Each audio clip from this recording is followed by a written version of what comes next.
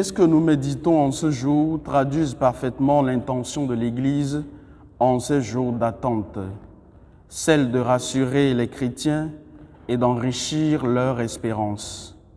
En effet, Jean le Baptiste, emprisonné des suites de l'affaire entre Hérodiade, femme de Philippe, et Hérode, envoie depuis sa cellule des disciples à Jésus pour lui demander « Es-tu celui qui doit venir ou devons-nous en attendre un autre ?»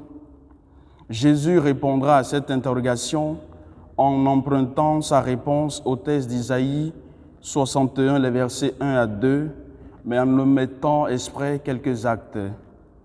Remarquons que cet évangile s'articule autour de la désignation de celui qui doit venir. C'est d'ailleurs la raison pour laquelle Jean envoie ses disciples à Jésus, celui que l'Esprit lui a révélé comme étant le Christ.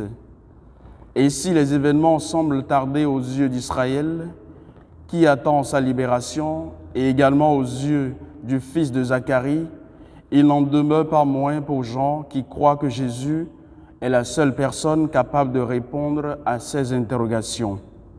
Sœurs et frères, quand tout semble nous échapper et nous dérouter, quand le mal, le chômage, la maladie, la famine, les crises font rage, comme Jean, sachons nous tourner vers Jésus pour lui demander de l'aide, car c'est lui le véritable maître, la promesse, la parole du Père qui, comme le décrit Isaïe dans la première lecture, viendra comme une rosée pour étancher toutes nos soifs.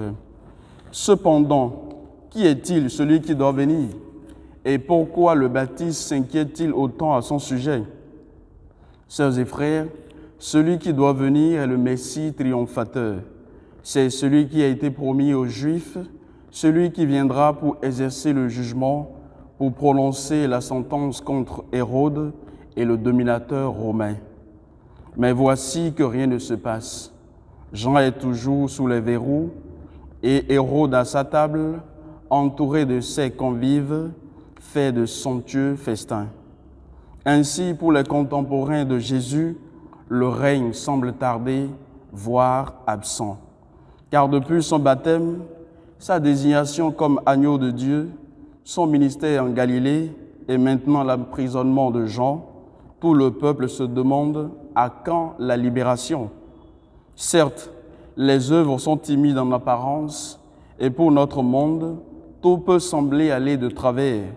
Mais Jésus va révéler le vrai sens de celui qui doit venir et les œuvres qui accompagneront son avènement. Sœurs et frères, Jésus vient pour libérer l'homme du péché et des œuvres du mauvais. Et il s'y attelle si bien qu'il demande aux envoyés de Jean de faire l'expérience de sa messianité en contemplant ses œuvres.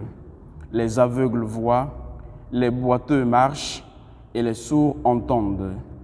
En définitive, sœurs et frères, l'Église enseigne que la promesse faite à nos pères est bien accomplie en Jésus-Christ, Fils de Dieu et Fils de l'homme, qui nous invite à relire et à comprendre le sens des Écritures avec sa grâce. Il est bien lui, celui qui doit venir et celui qui est pleinement à l'œuvre, celui qui nous rassure que les forces du mal ne peuvent l'emporter sur la puissance de son amour pour les hommes. Faisons-lui confiance et lui nous sauvera. Amen.